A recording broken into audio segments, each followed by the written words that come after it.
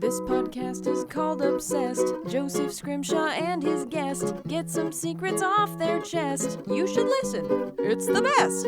Hello and welcome to Obsessed with me, Joseph Scrimshaw. I'm sitting in my home with two excellent human beings, two fine gentlemen. Oh, they look already shocked that I'm talking them up too much. Alex Robinson and Pete the Retailer. You have a real human last name, Pete the Retailer, right? I do. I don't use it too often professionally, but is it Bonavita? It is. Oh, did I say it correctly? You did. You said it. It's a witness relocation thing, so Right. don't play it up too much. I can edit that out. Okay, good. If needed. But you guys are from Star Wars Minute, the awesome Star Wars podcast, right? Yes, Star Wars Minute. We're here in Los Angeles recording some shows and recording one with you. We'll reveal that. And Yeah. we graciously agreed to appear on your show. So It was very gracious of you. Yeah. Yeah, well, I love doing Star Wars Minute. It's a great podcast. Is there anything else that you guys do that you want people to know that you feel like is important for people to know about you as human beings? Like how else you spend your time besides talking about Star Wars a minute at a time? Well, my day job is a cartoonist. So Yes. between podcaster and cartoonist, those are both kind of like hobby jobs. Yeah, so, day and job were both in air quotes. And when you said my day job is a cartoonist. Yeah, so I do graphic novels and whatnot, so people can check out my website, comicbookalex.com. I don't want to turn this into the plugs, but yeah. Yeah, you did some art for me for a comedy video. That's That right. was That's great right. We about, did. Yeah, the bear mauling people. bear attacks. Yeah, I it was- love yeah, drawing. it was- It's my favorite things to draw, so it was a pleasure. The bear attack art was beautiful. And now Peter the Retailer. I'm a digital media manager for an engineering magazine that's not really for public consumption. But yeah, then, podcasting is becoming more and more of my thing. Yeah, because you guys are out here on the money from your Patreon, right? Yeah, we have the luxury of being able to go, come out here and talk to, people like you and hang out and do, live shows. And You're paid to talk about stormtroopers. yeah, It's a beautiful thing. Yeah, it is. It's a beautiful thing. Yeah. But you're not going to talk about stormtroopers now. What? No. Wait, what? Sorry. Well, we can a little bit. Okay. I'll work it Yeah. in, no matter what. Yeah. We're going to talk about your obsessions, and Pete, you brought up to me that you think about Beck a lot. yes. So that was our starting point. Beck a lot. Beck a lot. Your musical that you're working That's on. what I'm working, slowly penning my own kind of. It's a parody of Spamalot, which is in turn a parody, and it's just all Beck. It's like a Beck jukebox musical mixed with What presidential administration would be Beck a lot? William Henry Harrison. The sudden death guy. Yeah. Yay. And then I asked you, Alex, since I already had Beck on deck, as it were, that what you were obsessed with, and out of everything you offered me, Beatles was just right. Yes. Yeah. Well, I'll start with you then. I want to ask, how did you get hooked on the Beatles? What's your Beatles origin story? My brother and a friend of his were both musicians. This is when I was in high school. My brother's a little younger. They were like in 8th grade or something. Okay. We taped a documentary called The Complete Beatles off of the USA Network. I remember that because we taped it and we watched it over and over again. So the commercials were part of the, we knew the commercials as part of the experience. So I knew it was on USA. like fighting the Frisbees. Yeah. So, and we would watch this documentary, and I never really knew anything about the Beatles. I was just telling someone that when John Lennon died, I thought it was Jack Lemmon who'd gotten shot. That's terrible. Because I really had no idea I don't even know how I knew who Jack Lemmon was, but not John Lennon. That seems very strange to me. Were you a big Odd Couple fan as a child? I can't even think of any Jack Lemmon movies I saw as a kid, so it's very strange. The star of the China Syndrome. Every 4-year-old loves the China Syndrome. Yeah, so I think getting into it through the documentary gave me a very skewed perspective, because one of the things I'm really obsessed with is the story of the Beatles and them as personalities in addition to their music. So I think that had an impact, because I tell stories as a cartoonist, so I think approaching it as a narrative, it sort of made it stick more to me. So that's really fascinating, because I think especially with music, it's one of those things where you could be obsessed with the music and never know anything about the people, or you could be obsessed with the whole package, which it sounds like you are. Well, my friend Mike Dawson, who was a big Queen fan, and I was like, so have you read any books about Queen? He's like, no. And I was like, how on earth could you love a band and not want to know every single thing about them? So it seems, have you read any books about Beck? I know we're not up to your segment yet, but... I'm not allowed to speak about it yet. We'll go to Beck. I want to know, since Beck is not quite on the same level as the Beatles, I would say, in the general cultural landscape, or alphabetically, what was your intro to Beck? It was, I think, Beck's intro to the world at large when in 1993, I think it was, or 93 or 94. when the video for Loser came out. Okay. I happened to be, I think it was my freshman year of college, and we were watching. There was like a common room, and there was MTV was pretty much always on because it was, it was the early '90s, and we were, youngsters, and there was a whole kind of quote unquote alternative music thing going on, and that was like good and kind of swept up in that. But the first time I heard Loser, I was like, oh no, this is what I want from music. Like, where can I get more of this? And like went, that day or that week, just kind of went down to Tower Records on Broadway, and I was like, I need that music that was on. Like, is there more of that? Like, what's this guy's deal? And something about just like as soon as it hit, it was just like, oh no, I know I want this. And it just happened to coincide with his first major release album, which was Mellow Gold, and they re-released two of his earlier, when he signed with Geffen, he had a unique deal that he could still release albums with other labels, with like indie labels. So around that same, at least within the scope of like that month or so, or maybe it was a couple months near the end of the year, like he put out basically 3 albums worth of stuff. And so like it was great because I think I just went and I got the one that Loser was on. And, we've all had that experience where you go like, oh, I like this song. And you put on the rest of the album and you're like, oh, I got fooled. But no, I totally loved the album, listened to it a lot. And then I was like, oh, I got to see if this guy has more stuff. And I went back to Tower Records and he just happens to have come out with 3 albums this year. So here you go. Here are 2 more. Yeah. So I was like, it totally kind of kicks, poured gas on the fire of this burgeoning obsession. And was it the music, like the tone, the sound, the mood, or was it the content of the lyrics? Where you're like, yeah, I am a loser and I also deserve to be killed. A little bit of Spanish. Right, yeah. Poquito. No, I think it was mainly the music. Normally, I'm not really a huge lyrics guy. Okay. Like, stuff will trickle through, but mainly it's kind of, the rhythm, the kind of sound of it, like, the kind of big, things will get stuck in my head, and I'll just become like, oh, I like this song because the stupid part got stuck in my head. Okay. So musically, when I heard it, I got really into it. And then, like, the lyrics are, he gets pretty kind of abstract and absurd pretty quickly, which I also like, especially not being a lyrics guy. I just have, like, kind of nonsense going on. I'm like, yeah, I can get behind this. Nice, pleasant sounds, Beck. Yeah. Now, have you read a book, to Alex's question? I don't think I have, but there's a bunch that they always seem kind of like, airport cheap kind of, money grabbing biographies. It seems like they're, so I haven't, but maybe I should. Yeah, like the Beatles, it seems like writing about like an epoch in time. Right. Like this, like an era, as well as human beings. And Beck still being in the midst of his career, not like all the Beatles are done having a career, but Beck is still sort of, not ready to tell his story. Well, and he wasn't, he's just a guy. He's just a guy, It's just a man. And the Beatles, like, when you're writing about the Beatles, you're writing about kind of a cultural movement almost, and like a this where the world was right then. Whereas Beck was just like, oh yeah, he's part of that kind of alternative thing, and he was on MTV, and he had those songs. Where it's just, it's not as like.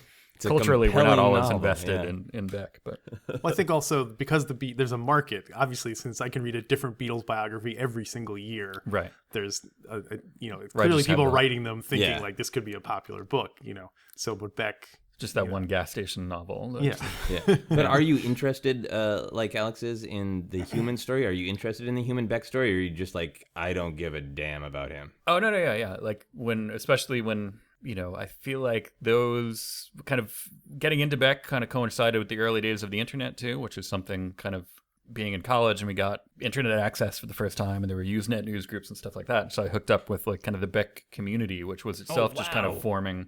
Eventually, it kind of evolved into this crazy thing where there's, that's how I got, way too much Beck on my computer at home. Like it takes up way too much room, where you end up with, it's a little bit almost like what I understand the kind of Grateful Dead or Fish, those where they're like trading tapes of stuff, and like it's like people will be there's a kind of consensus of like these concerts are good and stuff like that. Okay, so that's kind of getting into the oeuvre, but it's still attached to the music. It's not like I want to know what Beck eats. What kind of underwear does he wear? Do you get to that level? Not to the underwear level, I don't think, but. That burgeoning community kind of led to a lot of, either people sending links or kind of like copies of like, oh, hey, he's in the new Rolling Stone, and then he's got a weird kind of interesting story. Like he was raised in Scientology. Oh, wow. I didn't know. Yeah, his because it was, I guess, in the 70s when the kind of California Scientology thing was a little more like before it went kind of off the rails, like culty, when it was just still kind of more self-help stuff. Yeah.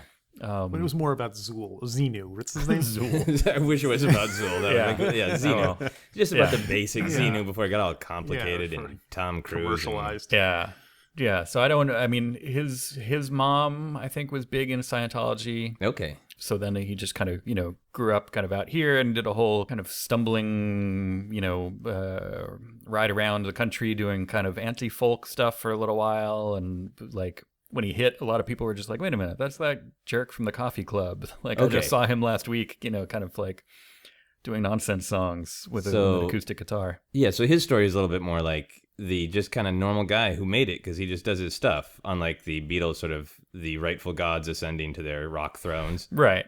Now, is that the story that I don't know? I like both stories, obviously. Yeah. But yeah. Beck's story is just, I feel like he's a couple of steps removed from like the way I live my life. Maybe he's just a normal guy. You might see him at the store and be like, "Oh hey, Beck," and be like, "Oh hey," and he'd be shopping for the same thing. Yeah, you could see him at Walgreens. Right. Yeah. Or if we can. Maybe we should save the crossover for later, but do you remember there's that from a couple months ago, whatever, there was that video of Beck and Paul McCartney going like they were getting kicked out of a party or something, or they got kicked out of a party together? They couldn't get in. Yeah, it's news to me. That's what it was. They couldn't get into a party. There was some like I don't know, the Grammys or the Video Awards or something, and they were trying to go to a party. And it was like some current pop stars, like after party, and they went up and they were just kind of like, hey, like, can we come in? Paul McCartney. Yeah, and they got denied. I'm Beck. What's a good Beck impression? I'm Beck. Kind of. Yeah. That seems fair. Yeah. I wanted to ask both of you guys, is there any moment where you've made a different life choice or have something influenced by your love of the Beatles or Beck? Have you ever like been in a moment where, like, romantically, I know the Beatles would advise this, or I think based on this Beck song, there are correct financial choices? Not so. I think the closest that I get would I postponed a family trip by 1 day or 2 days to see Beck because it was like. Again, it was in that kind of, late 90s, mid to late 90s time frame. And my mom and I were supposed to go visit my grandparents in Florida. And like we were supposed to leave on, let's say, the 23rd, but the concert was on like the 24th. So I was like, no, this can't, because Beck is coming and I have to go see that. And for some reason, my mom was very understanding about that. She was like, all right, 25th is fine. Oh, wow. And I don't know. I'm assuming that maybe we drove down to Florida because it seems ridiculous to kind of, change plane tickets just on the whim of just like, a teenager's like, the band I like is playing. We need to spend hundreds of dollars to rearrange everything. Yeah. So that's the closest that I've got. Okay. To changing things. It's a very minor thing. But it did change your timeline. It changed where you were. Yes. Physically. Yes. How about you? Have you made any life changes because of the Beatles? I was gonna start my own record company, and I know it's not. I can't think of any one specific incident where I was like, but I definitely think that when I was like in high school. I hated high school when I was there, and I would read these things and talk about how John Lennon hated high school, and I'd be like, yeah, I'm like John Lennon. We both hated high school. So like, we both need glasses too, so we're totally the same. But I can't think of any one particular judgment or anything I made based on that. I think I'm Jack Lemmon too. Yeah. Just like John Lennon. I really am like Felix Unger. If you guys could sit down with Beck and a Beatle of your choice, living or dead, what would you want to try to talk to them about? What would you want to get out of them as a human in an interaction? At the risk of turning this back into a plug, I think Beck would be fun to have on Star Wars Minute. Is he a Star Wars guy? Not like... I haven't seen, kind of obsession, if I may. I haven't seen him go overboard with kind of like, crazy Star Wars stuff. But like in one of his early videos, like it starts out where he's wearing a stormtrooper helmet and then takes it off. And oh, really? I think I've seen a picture of him with like a Star Wars shirt maybe, or he's made a reference or two. How old is Beck? He's a couple of years older than me. So maybe he's around, probably in between our ages. Maybe. So he's the right age to be a Star Wars. Yeah, perfect age. Yeah. First generation. I'm trying to think of there's a relatively obscure 10-inch that has a bunch of weird songs on it, but there's one that's like in parentheses it says Vader Rocks. Okay. And it's because he does the song in a kind of with like a vocal tuning that kind of pitches it down and makes it sound a little bit Vadery. But there's no explicit Star Wars content. It's not like from Vader's perspective. No.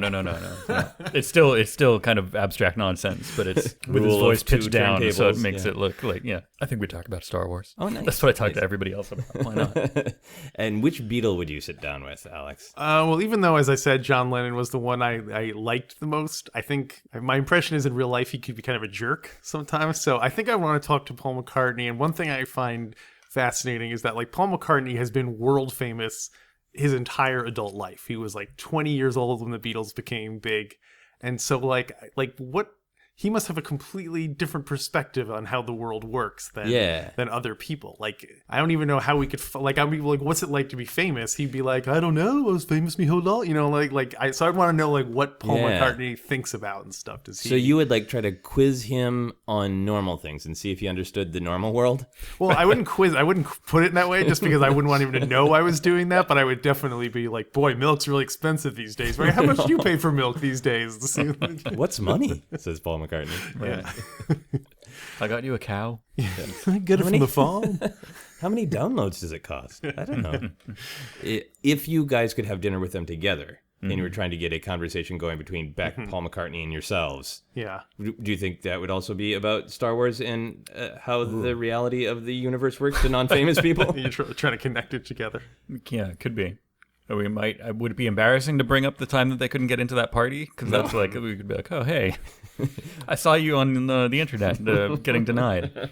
That almost seems like a publicity thing. Like, oh, but they'll both seem cooler that way because Paul McCartney will seem cooler because he's hanging out with Beck, and Beck will seem cooler because he's hanging out with Paul McCartney. So it's like kind of a win-win. They can hang out and not get denied from an after party. They can just be hanging out. But that makes them seem human. You know, them saying, "Oh, they were sitting in a gold throne while they were eating caviar," makes it seem like they're kind of like jerks. But if they're like, "Oh, we get kicked out of parties sometimes," right? I think that makes it seem like they're more, Yeah. Did they get kicked out because they were really drunk? No, I don't know. No, they didn't get let in. That's the whole thing. They weren't allowed. They were trying to kind of, they weren't on the list. Yeah. Is it because they were not in like the current cultural zeitgeist? Like, were they at a young person's party? Is that what it was? The YPP. I think they were. It was a totally different kind of crowd, and it was a young pop star that wasn't at all from the same branch necessarily of culture that I think a lot of the people at the party, not only the people whose party it was, but a lot of the people at the party, it might have been like, Paul who? Like, who's that guy? So it was a case of them not knowing them, not Paul McCartney's too square to come to our party. Not that. It was that they really had no idea who he was. Yeah, I think so. Or if they had an idea, they're like, well, so what? An old rock star wants to come. Like, we're cool, man. We're having a hip party here. Look, we got The Weeknd or something. Yeah. So Paul McCartney bought the building and had it demolished in the middle of their party, just as a way of... He had all the doors locked from the outside. Yeah. I like the idea that it would be demolished while Beck is doing some DJing for demo crew. Is Beck a vegetarian? I don't believe so. Just curious if that was their common. No. Although that could be one's a Scientologist, one's a vegetarian. We'll see what happens when they get together. Yeah, talk about your odd couples. The real world. Not at all the real world. So I did have one Star Wars question that I wanted to ask you guys. In particular, if Beck or a surviving Beatle was going to write a song for Star Wars, which one of them would do a better job? Beck or Paul McCartney? Or Ringo Starr. Right. Let's be serious. Yeah. Oh, boy. I almost do want to hear a Ringo Star Wars song. That might be the top of my list as far as like... You're going rogue and saying Ringo. What do you think Ringo would bring to a Star Wars song? Well, his last name is Starr. Well, yeah. You're halfway there. He's halfway there already. So he'd bring puns. Right. Yeah. But I could see him, doing, let's say, the Ewok celebration kind of a thing where they're having a celebratory song at the end. So a novelty song, kind of like a... essentially, yeah. Or a cantina type song. Right, yeah. Yeah, for sure. I don't think this would be like a Star Wars musical. Right. With full book. Or like a love ballad from Ringo. Right. It's hard not to just think of like Weird Al-ing it. Like instead of doing With Little Help from My Friends, it would be like With Little Help from some other word that rhymes with friends. It's been a long day of podcasting for I'll us think of a better all. one. Give me another chance. I'll think of a better one. We'll swing back around to that. Okay. So do you also agree that Ringo's the person to do this? Or like sincerely, if there's another Cantina scene in, say, episode 9, where it's a song that's got to has some vibe like the original Cantina song or the Lin-Manuel Miranda, J.J. Abrams song that was in Force Awakens, that's like... I'm gonna go Beck. Okay. Because I think I could see it working in like a Rogue One type movie, like a standalone movie where they're trying to go for maybe a different vibe, like an edgier feel to it. And, like a sort of, as I say, like a heist or something, but it sounds like that's what Rogue One is about. We haven't seen it at this point, but, or something where it's a bit more, I don't know, like a cooler director. Okay. Who's giving more of a style to it. Paul McCartney, I think he's kind of a bit on the old-fashioned side, and it would be hard to imagine him coming up with something that would... Like, if you're going to do pop music in it, it should be futuristic-sounding, weird pop music, not like... Although, you heard like the Fireman and stuff like that, where he's done some kind of experimental electronic stuff. Yeah. This is this podcast is going to be the process of us switching sides. So by the end of this, I'm going to be the Beatles obsessed one, and Alex is going to be... No, I know there's certain things Paul McCartney's better at, and, Yeah. I mean, he would make some great alien noises. Paul McCartney could put together a great alien language of boops and doops. And things like that, yeah. They all just have one thumb. They're annoying singing droid that makes Paul McCartney sounds. That'd be great. So, but as a Beck fan and a Star Wars fan, would you be pumped if you found out that Beck had a song in a Star Wars movie? Or would you be like, these are two things I love that should not be together? It might be too much at stake. I might be like, well, this has to be the best thing ever, otherwise my life is a lie. So you would feel cancel each personally other on stake. Out. Right. But I don't know. I think, I trust him enough that, it depends on what, because there's kind of two Becks, basically. Oh, okay. That there's always two there are. Always two, yeah. As his career has kind of evolved, he's kind of split back and forth between this kind of mellow or kind of... like adult contemporary Beck almost. Okay. And then there's kind of more experimental, jangly, cut it up, put it all together, cut and paste, and we'll make an album Beck. Okay. And so I wouldn't want the kind of, soft rock, adult contemporary Beck to do a Star Wars thing. Right. It might be, although if anything's going to get me to like that side of him more, it might be a Star Wars thing. But. So you don't hate. You prefer jingly jangly Beck to soft rock sad Beck. Yeah, and there's a lot of within the Beck community. There's a lot of disagreement about that kind of a thing too. Okay. That some people, their entree was like an album like Sea Change, which is very kind of like soft kind of maudlin tracks, and that's probably my least favorite Beck album. So there are kind of two opposing factions. Okay, but you're super into Beck, because you offered it. I said I had a Beck problem. You said you had a Beck problem. So do you listen to the soft rock stuff, even if you're like, well, it's not my favorite, but it's Beck? Yeah. I listen to it a lot less than the other stuff, but if it comes up, I do a lot of shuffling all the Beck, which has different levels. You know, there's because on Spotify, Beck is, there's the official Beck playlist, which has all the kind of official release stuff in one playlist. And so that's a good shuffle to do because it's, because if I do the Pete's House shuffle of Beck, then it's over a day of material, and it's all it mixes in kind of like other takes of stuff, remixes, stuff from live shows, tracks from tapes that he recorded for his mother. Do you ever do that? Do you ever play the Beats mix? Okay, so you do play that. Right. But kind of sticking. So more often than not, though, I'll do the official Beck playlist shuffle, and then that a lot of those kind of wishy-washy songs will get skipped. Okay. But sometimes I'll let them play through because I feel like it's better. Seep yourself into a Beck stew with this playlist, or you're just surrounded.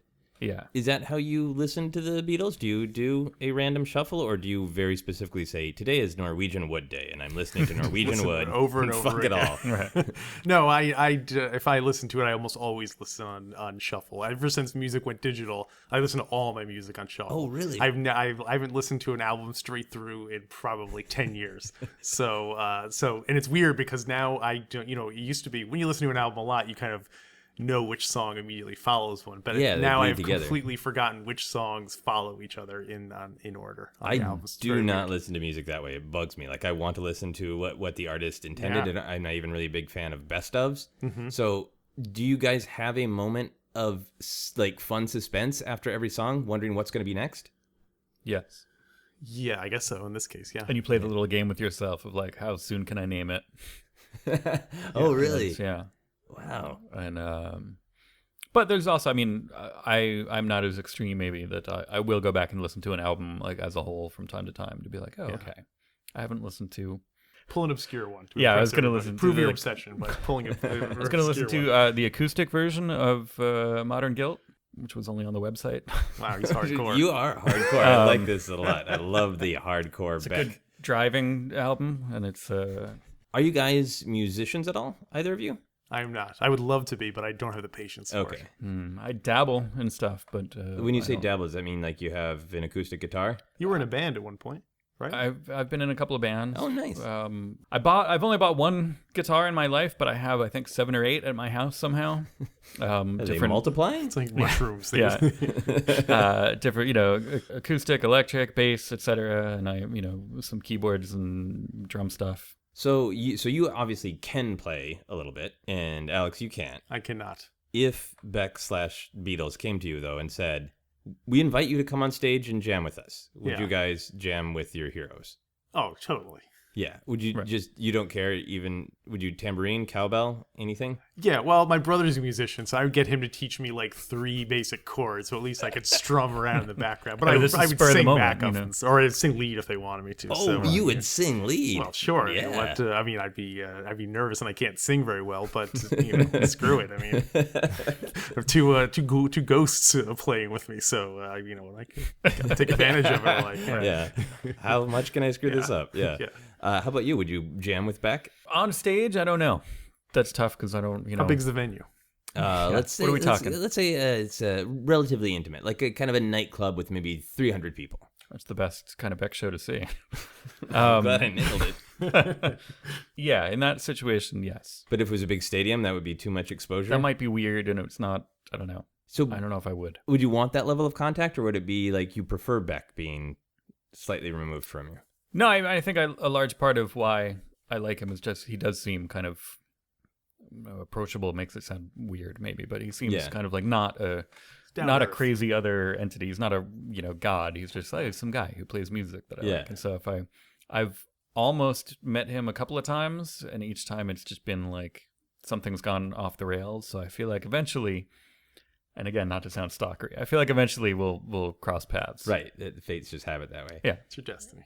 Yeah. How about you? Do you feel like you would want to meet Paul or Ringo at this point, or is it just like they are obviously human beings, but they are in that weird pantheon of legends? I'd be nervous, not because of I'd just be nervous because there's that old adage, don't meet your heroes. Because what happens if I met Paul McCartney and he was a total jerk?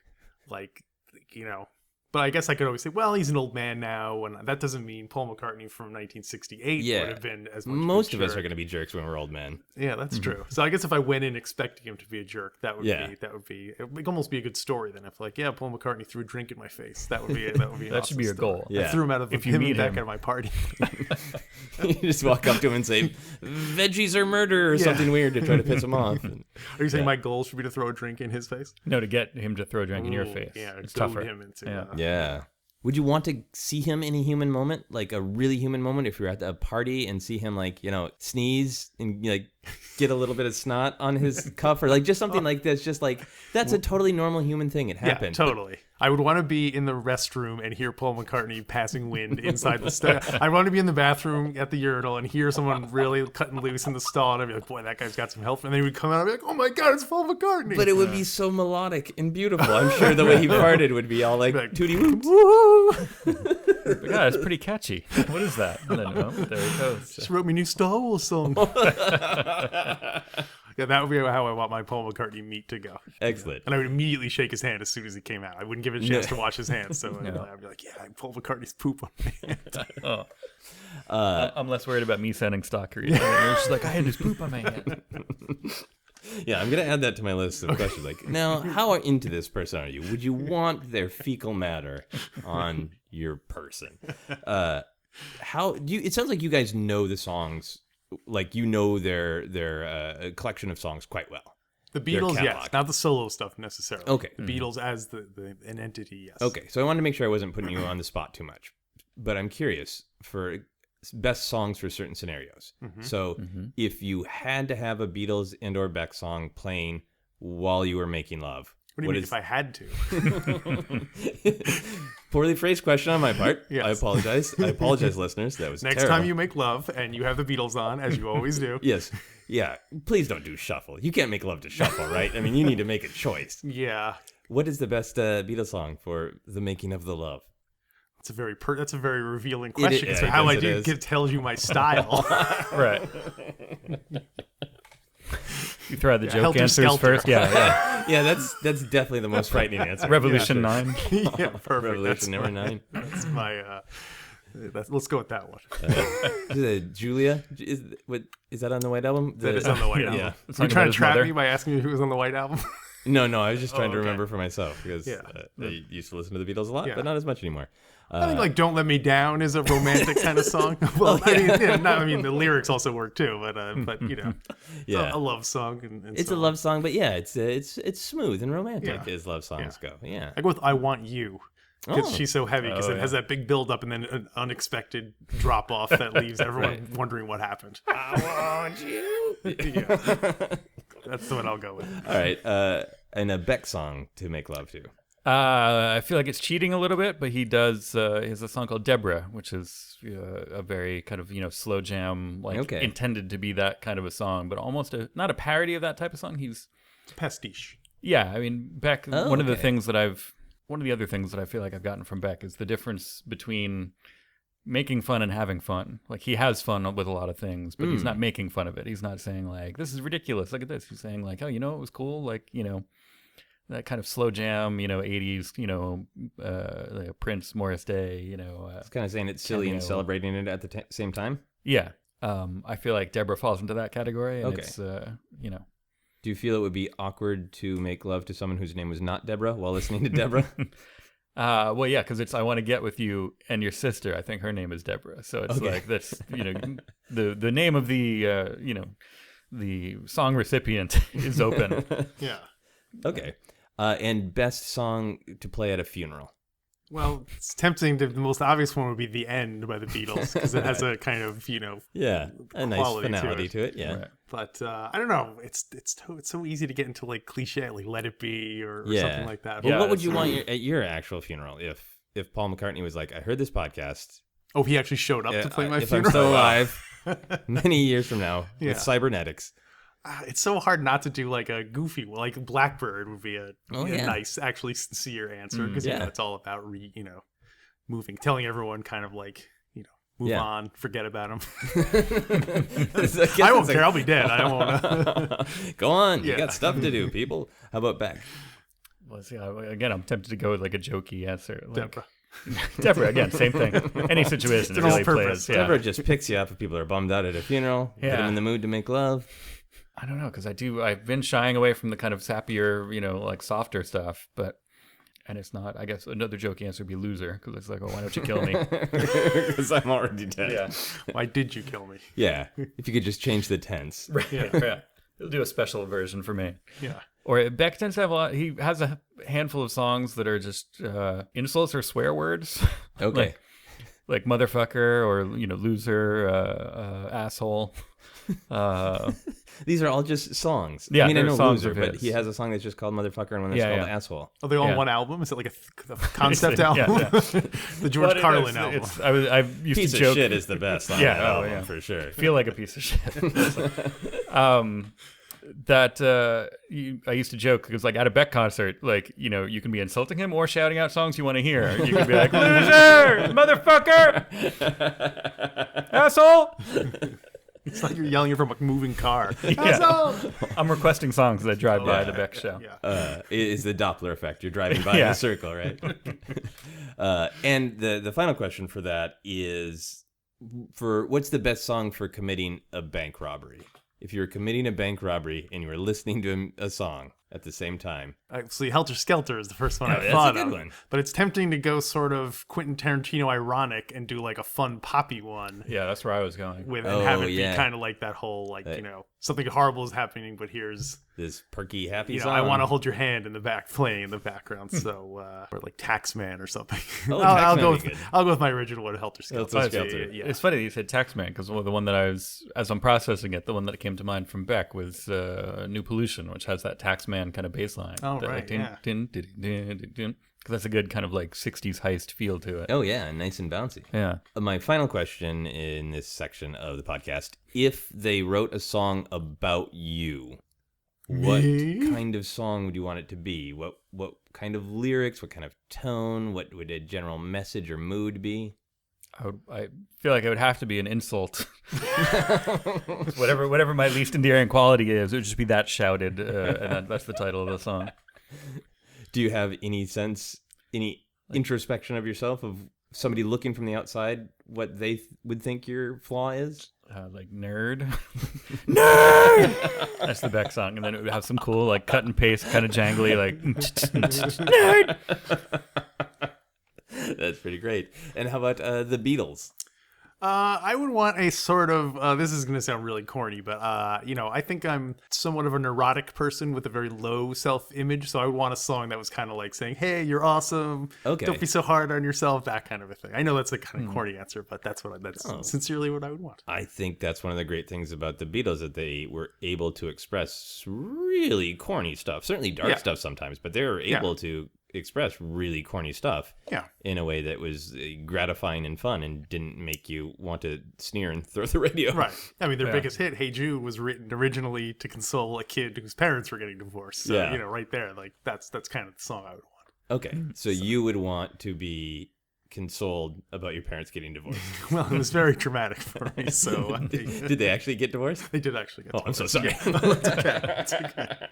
I hope you'd write a song for me about it to tell me how sorry you were, but I'll take the podcast. I'll put a podcast together about the divorce. You can come back. We'll talk about the divorce. Thank you. Just straight up counseling. Obsessed with Alex's parents' divorce.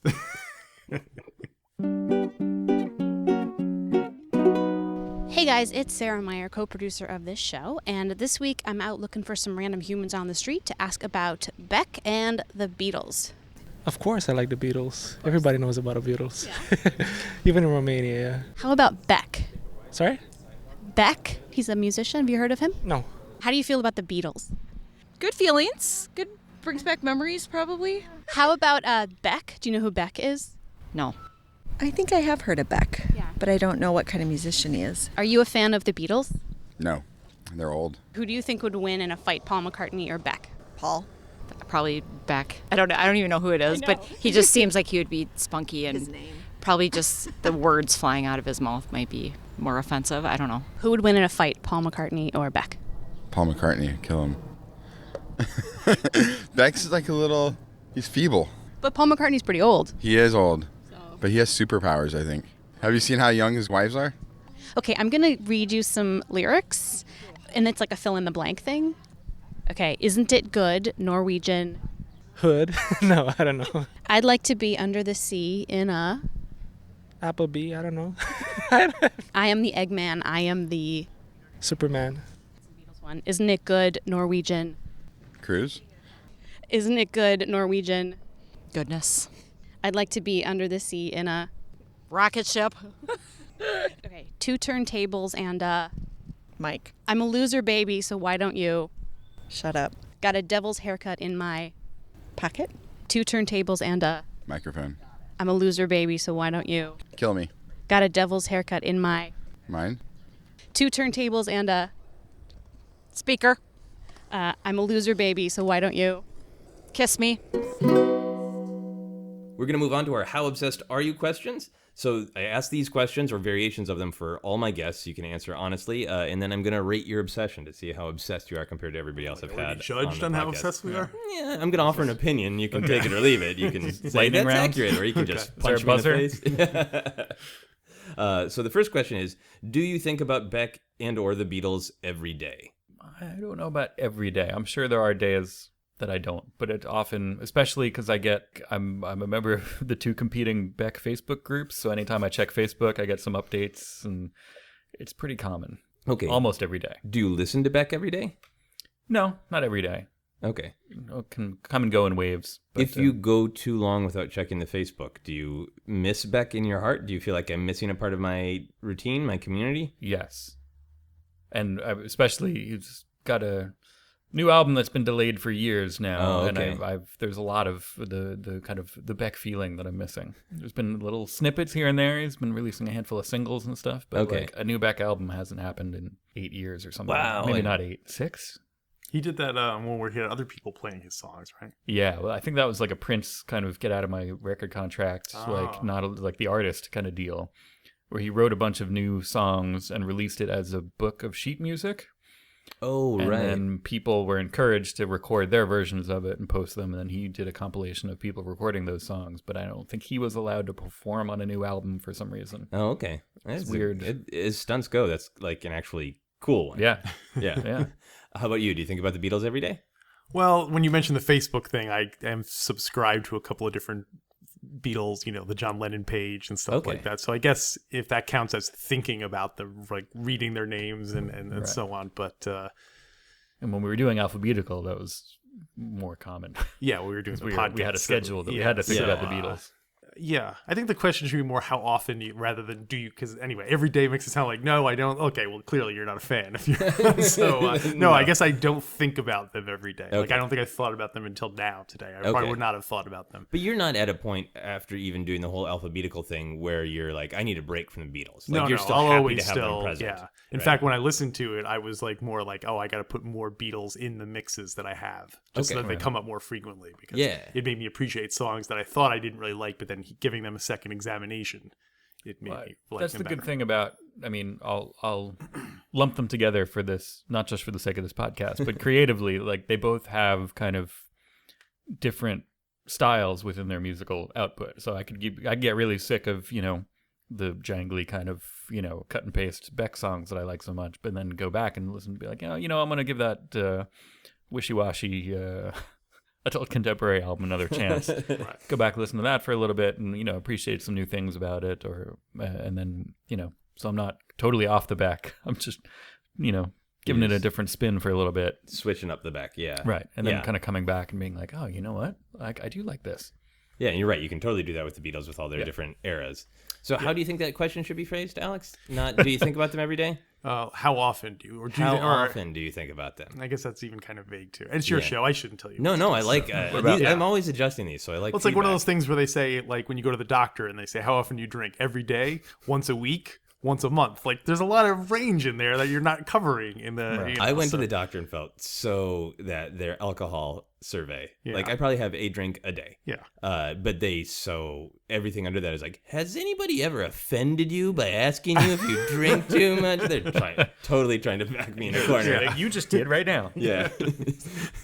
Have you ever screamed, I don't have a problem, to one of your friends at 2 a.m.? Like, a little overly specific medical questionnaire. Next question is, do you have or would you get a Beck or Beatles tattoo? If I had the kind of body that I thought would look good with a tattoo, yes, I would do it. But since there's nowhere I can think of that would be like, oh, this would be a great place to show off a tattoo, I wouldn't. What's wrong with your arms? I don't know. They're just... Again, low self-esteem. So that's my pitch for a Beatles song. Yeah. What's Wrong with Your Arms by Paul McCartney. Yeah. It's like, oh, what's wrong with your arms? If I'm all self-conscious about my arms. No. First your divorce, now your arms. If you were going to get a tattoo, would Beatles be on the list of possibilities, or would it be Star Wars, or would it be something else? I'm part of the reason I've never gotten a tattoo, also in addition to my body shame, is that like being stuck with something that you liked at one age. I mean, I've liked Star Wars and the Beatles long enough now where I'm probably not going to like turn 60 years old and be like, oh, I'm sick of the Beatles now. So, but it's like, say I got a Paul McCartney tattoo and then the next day Paul McCartney murdered his wife or something like that. I'd be like, well, now I have this, like this stuff. Well, now you're topical. So, yeah. Right. Yeah. No, you can easily start conversations. Yeah. But if it's a human being, that's a thing, right? Yeah. So if you get a tattoo that's an album or even like a bit of music. I would get the Revolver album cover tattoo tattooed on the front of my torso. So like each quadrant of my body would have one of the Beatles. Oh, nice, nice. So I would have a. I'm trying to think of who's where on the album. But I would Right. have a Paul nipple and a Yeah, George do you work nipple? the nipples into the art, or do you work around them? Totally George would, nipple. Yeah. And then a Ringo abdomen. Yeah, exactly. Yeah, that's Nice. what I would guess. Nice. So. All right. How about you? Would you or do you have a Beck tattoo? No. We've I feel like I was just talking about this with Star Wars, that I was like same boat, that like even though it's something that I've liked consistently for pretty much 40 years, I'm still not ready to commit to like I second guess myself, halfway through a day of wearing one t-shirt, never mind like permanently imprinting something on my body. Okay. I used to half joke that it would be the kind of the back of the stormtrooper. Oh, the so like on my back, I would get my back made up to look like a stormtrooper, basically. But I like how we both committed to really big tattoos. Even though You guys are a matching pair. We're gonna go Beatles big. on the front and stormtroopers on the back. Right, and we're gonna walk single file to hide our numbers. But yeah, no, Beck. I'd have to think of good Beck imagery, but it would definitely be on the list. Yeah. And probably not something that says Beck, like just something, some interpretation of lyrics from a song, or the ideas from a song, or maybe some kind of like extrapolation from a video or Right. the album cover or something. Something that's about the art, not just like Beck. Right. He's a guy. Right. He's Yeah. on my shoulder now. Right. Yeah. Right. if you met Beck, would you show him the tattoo? Or would you be Eventually. embarrassed? Eventually, you guys are hanging out a lot. Yeah, well, that's the plan. Right? Sure. When you've started your podcast with Beck. Right. Yeah. If you guys heard a stranger say an incorrect fact about Beck or the Beatles, would you correct them? Oof, that's come up. Oh, really? Well, just with the Beatles, I feel like sometimes people are just like, you'll be in a party or something, and it'll just be like, it's that, with all kinds of nerdy things, especially with Star Wars, too. That's Yeah, and you guys are researching a lot for Star Wars Minute. I once, my stepmother, after the divorce, I had a stepmother, and we were the Beatles came up, and she was like, well, the Beatles definitely had some kind of formal musical training. And I knew for a fact that wasn't true. Yeah. And I said, oh, well, actually, they were all just kind of like self-taught. And she's like, no, they had to have had something. And it drove me crazy that here I was obsessed with the Beatles, read 1,000 books, watched the complete Beatles a million times. And she was arguing with me about it. So I just let it go. Oh, you did? Yeah, because Okay. And how's your relationship with her today? They got divorced too. So that was less hard. Right. I was like, good. And after they got divorced, I was like, the Beatles had no musical training. Did you try to get your dad to put that in the divorce papers, that she had to sign and acknowledge? Yes. Alex was correct about his the initial Beatles. here. Yeah. I actually worked to break them up. I was the Yoko of their relationship after that. So. Nice. And how about you? Would you correct someone on a Beck factoid? You said it was a total stranger? Yeah, stranger. Probably not. What if it was a pal? Would you correct a pal? I don't know. I would try to find the least kind of pedantic, like kind of way to do it. But yeah, I feel like it would bubble out no matter what. Yeah. I would just be like, oh well, no, that was the third album. You should work in a test and purposely say a fake fact on the show and see if we would have said like, well, actually, that'd be great. Yeah, and see if people catch it. And oh yeah, welcome to my new podcast, Sorry, again. Entrapment. Sorry, once again, I'm telling you what to do. No, on this your is show. great. No, I think we're having a fair exchange where I am ripping open old wounds about your family history, Yes, my and you're giving arms. me great feedback on my podcast. This is perfect. But does it rankle you when somebody says something wrong about Beck? Do you hold it in that kind of esteem where like you have memorized all this stuff that it bothers you? Like people don't talk about Beck very often, so it doesn't come up. Other than like people kind of dismissing him as like a one-hit wonder. Right. That gets a little bit like, well, no, but there's this whole like rich catalog, And Sea Change was a really popular album, just like successful Billboard-wise, right? Or am I nuts? Critically, I don't remember where it did on the Okay. charts, but Sea Change was like super critically successful, and it's become less so. But for a while, it was very much kind of like, oh, the loser guy, and it's like, well, yeah, he's more than that. Like, Yeah. So that, I mean, sometimes I might engage and just be like, well, have you heard the acoustic version of Modern Guild? That was only on the website.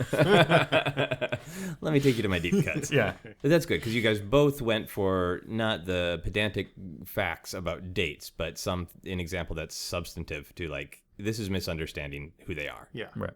I wouldn't get mad either because, well, in the case of my stepmother, I did because she was arguing with me about it. But if people, we all know bad information about stuff, even if so I wouldn't want someone to get mad at me if I misquoted some movie. You're like, no, it's you can't handle the truth, or Right. That was kind of confusing because the guy was yelling in that quote, and I was saying anyway. So but I wouldn't want people to get mad at me if I wouldn't argue with someone either if they were like, no, actually, it was, You'd be like, all right, well, I've seen how this goes before. You'll get yours. Yeah. Instant karma is going to get you. Would you have a Beck or Beatles themed birthday party? You say, would you have or would you rather have? Would you, or have we have? Have you had or would you have a Beck and or Beatles themed birthday party? I guess so. It'd be a little embarrassing, but I guess I Why would it be embarrassing? They're great artists and you love them. I know, but there's something like when I was in college, I for some reason I had to paint a picture, and I painted the cover of Beatles for Sale, and for some reason that makes me cringe when I look back at it because it seems like something you'd see fangirls doing in like 1964. Like, look, I have a Beatles birthday party. Like I'm a 12-year-old Justin Bieber fan or something. Yeah. So right. Maybe like a costume party where everyone had to come dressed as one of the Beatles, and they could pick whatever era. That I'd go along with. That seems to require more creativity rather than just pictures of the Beatles hanging from balloons or something. Just a cake that looks like George's face. Yeah. Yeah. How about you? I feel like a Beatles costume party. That's pretty good. That's acceptable. But a Beck themed birthday party. It's tough. I think, some of my birthday parties probably have been accidentally Beck themed if I left the All Day Shuffle on. But it's tough. There's no, Tattoo has a little bit of the same problem that there might not be enough kind of iconography or like enough stuff that reads Beck other than kind of playing the music on in the background and having I don't know. I'm open to it. We'll see. We'll have to workshop it a little bit. But I like Alex's Beatles costume party thing. Yeah, let's go with that for now. A Beck costume party would be amazing because I don't think people are really familiar with. Yeah, it would make people do research. They'd have to be creative. Yeah. Everybody would just show up with 2 turntables and a microphone, literally, and or one of those dogs, those Pooley dogs. Oh, right, the one that's the jumping. Cover of Odelay. Yeah. That's what I would do anyway. You would dress as that dog? No, I would bring one to the party. Bring a jumpy dog? Yeah, and I would make him jump over stuff. Yeah. So no one else can do that idea. It's mine. I'd just try to look sad. Perpetually throughout the party. Just a little bummed out. I'm sea change. I bring a statue of Xenu. If the only way you could listen to a new Beck or Beatles album is by stealing it, would you steal it? A new Beatles album? Yeah, I would steal it. Fair enough. This is that caper that we were talking about before, where you get the right, yeah. Devil's Haircut starts playing. You lower down on the wire and pull out the Beatles album. Do you mean steal it from like their vault, or from steal Beck, it from the store, or yeah, like I would imagine, like let's say for whatever reason it's a stunt. They said we made it, but it's like the Wu-Tang Clan. Yeah, it's the Wu-Tang Clan, but yeah. I stand by my answer. Yeah, I think that's a solid answer. Yeah, if it's the Beatles one, you have to. But if it involves a caper, it's tough. I'm more of a kind of planning guy. Okay, the caper's perfect for you then. Yeah, but I'm not necessarily going to go kind of. I guess I would plan the caper. Yeah, but you don't want to be suspended on a wire. Is that what this is getting to? In general, no. There are very few things. What if it was like Beck said, I made a new album, I put it in a Walmart somewhere in the country. In order to get it, you just have to like pocket it at a Walmart. Oh yeah. Then I do that. Yeah, I might just do that for Beck albums I already have. Just be like, you know what? I didn't bring that copy of Odelay, so let's. I thought you were saying he put it somewhere in a Walmart, somewhere in the country, so you'd have to drive around the whole country. I like that idea too. So you would drive from Walmart to Walmart looking for the Beck album. Yeah. That's cool. Here the other day, I this is just random tales of obsession. They just re-released some Beck albums on vinyl, which is cool. As a middle-aged white guy now I have to buy vinyl all the time because we got the memo. The record label that had the vinyl rights to Mellow Gold and Odelay, his kind of first 2 major label albums, the vinyl releases were with this other small label called Bongload Custom. And so they just had an anniversary thing, and they're like, so we're going to release a limited number of these, records. And so, like, we're going to release a couple every day. So I went every day to, reload until I got the records, and I got, my copies of them. And then at the same time, there's a kind of record of the month club that I had kind of tested out to get, there's 1 or 2 things that I saw was upcoming that I was like, oh, cool. And I did that, and I meant to quit it. And finally, after a couple months of getting things that I didn't want, I quit it. And as soon as I quit it, I get an email saying, hey, next month's album is Beck. And it was one of the ones that I had already bought. And the only thing was that it was just, like, the vinyl was a different color. And I was like, oh, I got to sign back up. And I signed back up. And I have both copies now. And it's an album that I already own several times over in different formats. But it was just like, oh, no, yeah, I need that. Right. You're a completist when it comes to Beck. In a sense, it's just a weird, like, yeah, like, I can't say no to Beck things. Yeah. It's a problem. I'm not like, well, yeah, I mean, I kind of satisfied the completist thing by kind of getting, the internet era, like we were talking about, kind of made it easier to get, because if there's a song that was on an obscure single, but like, oh, this guy had it, and he put it on the internet, and it's on the, the Beck group has it, and somebody's sharing it. So, oh, great. So I can have all the songs, but now it's kind of more about like, okay, physical copies of things. This makes it different, Yeah. Have you ever even played that album? No, not yet. Yeah. Do you think maybe you ever eventually? will? Yeah. Must never be played. No, don't even look at it. If Beck put out an album that couldn't be played, it just was like a statue of an album, would you get it? Depending on the price point, probably. Yeah, nice, yeah. Nice. The final How Obsessed question is, if you could not listen to Beck or the Beatles without you or someone you love first being punched in the crotch, would you still listen to Beck or the Beatles? Well, is it the kind of thing where every song I have to get punched in the crotch, or is it like once a day, or once? Not surprisingly, this comes up when I ask that question. And I have settled on a monthly subscription like Netflix. So if it's something you listen to every day like the Beatles, it's once a month. You pay your rent and you get the Crotch Punch. Do I get to pick whether it's me or a loved one? Because I would want to do it myself. I wouldn't want to take check okay, my, well, that's very nice except of that you. Stepmother of mine. It can't be someone you were once legally attached to. Yeah. It has to be someone you actually love. No, I would get hit in the nuts once a month. Okay. Yeah. For sure. Is it just because you can't imagine never hearing them again? Not that I can't imagine it. It's just more I just enjoy them, and I thought you were going to say it's just I enjoy getting punched in the nuts. Yeah. Who doesn't? It's like win-win. Would you give up being punched in the nuts if you had to listen to the Beatles? No, I would. Somebody did bring up that eventually I'm going to have somebody on the podcast like, actually, that really is my fetish. I enjoy that. Yeah. Yeah, I guess every month I'd be like, oh, I can't wait to renew my... No, I think I would put up with the 3 hours of agony or whatever in the ice pack required to be able to... Well, then you get to sit on the couch with the ice pack on listening to the Beatles. Oh, yeah, that's true. Yeah, that's for sure Helter Skelter, I think. Yeah. Yeah. How about you? Would you take a monthly Crotch Punch? You're already involved in one monthly service to get back things. Yeah. It is like a crotch punch in a sense. It's a financial crotch punch. Just go, what the hell is this album? Why did I gotta quit that club. And then they hook me. They hook me. They hook you too. Yeah. Not the crotch, though. It's just the left cheek of the buttocks. Right. The fleshy part of the thigh. Yeah, okay. Yeah, I'm pretty sure I would too. Yeah. And it's too much kind of... It's not that I can't imagine not listening to it. It's just like, well, that's a fair exchange. Like, yeah. The value is there. What if it was Beck himself punching you in the crotch? Oh, well. Do we get to hang out with the ice pack on? Yes. And then he sings to you for 3 hours after he punches you in the crotch. With some adult contemporary rock.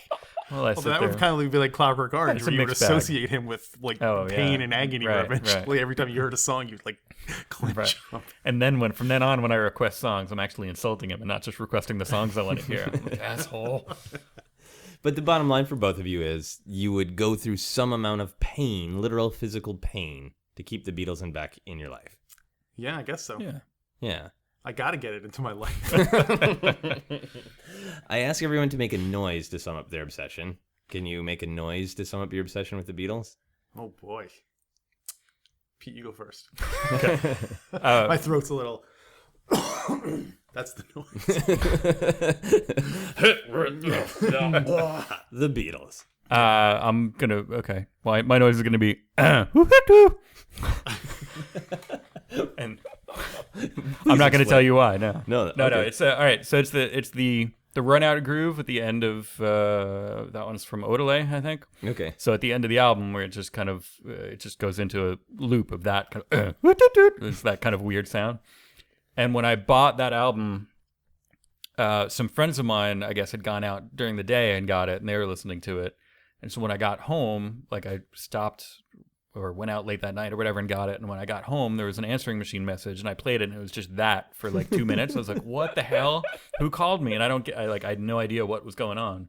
Then I listened to the album, and then at the end of the album, that noise happens, and I was like, wow. Oh, and then I pieced it together. I was like, oh, they must have just gotten the album and called me and left the message. But it was a weird. You thought it was Beck, didn't you? I was like, he's here. Just angry killer robot leaving me messages. Did you want a different Beatles noise than coughing off mic? Yeah, I will go. My first thing I thought of was the Beatles Primal Scream, like when John Lennon did the Primal Scream thing. Yeah. I don't want to blow out your microphone or my voice, but I'll do my best. I can think of a word. I'll just say, "Wah!" That's what I'll go with. That's a great. Although noise. the other one I was going to do, you reminded me of the inner groove thing. Is the Beatles did a similar thing first on Sgt. Pepper, where they had a backwards message on it that just repeated over again. And supposedly if you play it backwards, it says "We fuck like Superman." Really? Yeah. Have you ever tried it? I never have tried it. Like Superman? Well, with those crotch punches I'm getting, it's kind of that should have been your lovemaking song as the Runout Groove. Oh, yeah, exactly. But have you tried playing it backwards? Does it say that? Or does it say in something kind of like that? It's like a bunch of people talking, and one of the things, like, if you listen to anything over and over again, you could be like, oh yeah, if you're listening for it, you can kind of hear that could be there. Okay. I've tried the other Beatles backwards messages, but that one I don't think, or if I heard it, it didn't convince me that it worked. Okay. The other ones I could hear more, but okay. Anyway. Fair enough. Okay, so I rate people on a scale of 1 to 7. To give it flavor, I try to give it like the actual number a thing. So I'll say 7 turntables for you. Out of 7 turntables, I think you're like 5.2 turntables obsessed at least. Okay. Because I like the at least part. That gives me room to grow. I'm like, all right, I'm on the upswing. Well, a couple of your answers were like, oh no, I've got a little hesitation. Like I have a couple places where I'm like putting stoppers in. But this seems like it's a problem. You are not a huge fan of half of his music, it sounds like. And yet you're buying multiple copies of music that you're only okay on because this whole overall oeuvre of this guy next door appeals to you. Yeah, I do own multiple copies of the albums that I don't listen to in special limited edition cases and whatever. So. Would he get more points if he did listen to the limited edition albums? Yeah, no, Okay. I got them on my phone. I could listen to them right now if you want. No, I think 6. I would get up to the 6 if you were a little bit more like vociferous about like, I need to meet him. I need this, But you've got a little bit of reservation here. I'm trying to play it cool. That's the other thing. Cool. All right. So when he meets back, it's not embarrassing. Yeah. And out of 7 revolutions, how about? Okay. 1 out of 7 revolutions. I think you're a little bit lower. I think you're more like I'm going to go 4.8 revolutions. 4.8. Yeah. Okay. How do you feel about that? Well, I'm sure we both lost points on the tattoo question. And, there are no wrong answers. Yeah. Well, I think in general, like, I'm a general kind of reserved sort of introverted guy in real life. So it makes sense that my fandom would also be not easily like, exhibited, even though I know in my mind I am, but, I could see how it would feel that way. Yeah. I think it is, and I'm still wrestling with how exactly I measure these different things. But I think there's something about what you have done, not only that you're an introverted person, like you were just saying, but you have funneled your obsession to very specific things of like, well, I listened to them, like it's meant to be, and then I did one podcast, and then I read books, and like so it's very contained in specific, so you're not like exploding all over the place with how do I express this obsession? Like you've got it knocked down. Yeah, I think also because Beatles fandom is very large, and there's some really like hardcore. Yeah, I knew a guy who was into the Beatles, and he knew like the running time of each song. Wow. So like I'm like, well, I'm not that far. So in a way, I'm glad that I'm not that hardcore about it. So does Beck fandom have extreme examples like that? There must be. It's everybody a bell curve, does, but I feel like, overall, because it's not as, it's a tighter beam. Yeah. That I think that they're, for the most part, people seem more even keeled. So do you guys want to plug anything besides Star Wars Minute? What else do you want to plug? I guess that's about it, right? We do a daily podcast about Star Wars where we go through the movie minute by minute. It is a great podcast. It's really amazing. It's very kind. Thank you. Although I guess this is a good time to mention our old podcast, Alphabetical. Yeah, right. We went through the entire Beatles catalog. So if you're a Beatles fan, check it out. Yeah. Would you ever do a Beck podcast with Pete? I'm a casual fan of Beck. I mean, if you wanted me on there to get a casual fan's perspective, sure, I'm game. Well, let me sell you on this. Alphabet. Alphabet. We have to wait until his kind of entire output is done, though. Yeah, we can't go sliding things into the alphabet. So. Oh yeah, that's madness. We have to wait until he retires or dies. So yeah. I'm not anxious for either one of those to happen. So I'm not anxious to start that podcast. Well, if you could do like Alphabet so far. You know, like how one of those greatest hits have like greatest hits so far, kind of a thing. Pete's not down with that. Maybe break it down by decades. Yeah, I don't know. We'll work on it. Decades. Now you're talking. Decades. And where can people find you on social media? Well, my website, Comic Book Alex, has links to everything, but I'm on Twitter at ArobTwit. I have a Facebook page. If you just look up Alex Robinson. Okay. How about you, Pete? I'm just Pete the Retailer on Twitter, and I'm PeteTheRetailer.com, but that just kind of points at the other podcasts that I've done. So Cool. That's all. Quick plugs for Obsessed before we go. You can follow me personally on Twitter and Instagram is @Joseph Scrimshaw. You can follow Obsessed Podcast on Twitter is @ObsessedPodcast. For info on all my upcoming shows, you can check out my website at josephscrimshaw.com. If you're in Los Angeles at New Year's, I am doing a New Year's Eve show called 2017 A New Hope. More Star Wars. There are two ways to support Obsessed. You can back us on Patreon and get exclusive bonus episodes every month. For full info on that, go to patreon.com/Joseph Scrimshaw. Or you can support all the podcasts on the Feral Audio Podcast Network by shopping through our portal. Just go to feralaudio.com, click the Support Our Artist button, and shop on Amazon, and some of the money will go to supporting Feral Audio. If people went to Amazon right now through the Feral Audio portal, what should they buy? Just any random bullshit. What's the best random bullshit to buy on Amazon? Well, my book, Our Expanding Universe, my most recent graphic novel. That's some random bullshit. Half right. Yeah. Please, your next graphic novel should just be called Some Random Bullshit. And it will be available on Amazon. Here are the final questions. Alex, if someone made a statue of you, what would you want your pose to be? Well, I guess the first thing I thought of was standing with one hand on my hip and the other hand pointing up in the air like I was like, not John Travolta's Saturday Night Live, Saturday Night Fever style, but like pontificating. Yeah, exactly. Like go over there, people. Yeah, isn't there a famous statue like that, like or in pop culture or something? I think that in Jebediah Springfield. Okay, yeah. Although he's pointing more up. Although the dead bear is a good touch too. So yeah, that's what I'll do. Yeah. Would you want any animal with you? A pug. Standing on a dead pug. Then you're just sort of like pointing at everybody like, look away. Yeah. Don't ask about the Don't pug. look at me. I've done something horrible. You're next. Pete, if you could turn into any animal anytime you wanted, what animal would you want to turn into? This is why I say a dead pug. You guys are horrible super friends. Shape of dead bug. Oh, I just had an animal thing that was... Does a man thing count as an animal? No. It's more of a vegetable. Yeah. Maybe I'll say a tapir. Tapir? Tapir. Oh, the monkey? No, it's like a furry anteater kind of a thing with a cross an anteater and a badger. Okay. No, why did you pick that one? Yeah. Is it on a Beck out? Does Beck have an album called No. Oh, no, wait. Tapir. No, it's not a anteater in a bed. It's got a kind of like a pig-like snout almost, but it's a little bit fuzzy. I don't know. It's just one of those animals that I like. So you would just hard to quantify and hard to pronounce. Yeah. So you would just turn into this animal and kind of check yourself out in the mirror and go, this is all right. This is a walk pretty cool around animal. and be like, "What do you think, everybody?" And they'd be like, "What is that? Is that one of those anteaters?" Like, no, nope. Yeah, you don't get it. The final question for everyone on the podcast is, what is happiness? Warm gun? Yeah. You know, that has been used on the podcast before. Yeah. Well, the first thing I thought of was happiness is a warm puppy, which goes good with my dead pug. It's a cold puppy. A little bit more of a legitimate answer. Warm puppies are pretty happy-causing.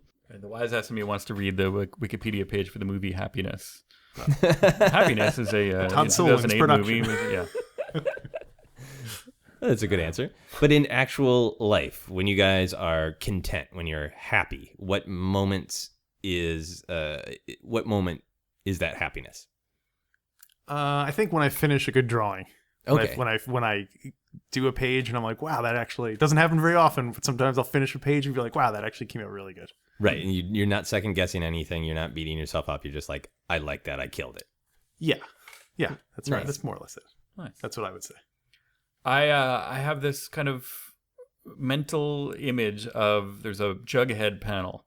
This is my kind of my spirit animal kind of. This is my goal always. So there's a panel of Jughead, just kind of napping in a hammock with there's a little kind of transistor radio playing the baseball game, and he's got a pitcher of lemonade there, and that's always where I want to be. That's my zone. Right. I want to be like Jughead in that panel. Just listening to some baseball and drinking some lemonade, and no problems in the world. Yeah, and perfect hammock temperature.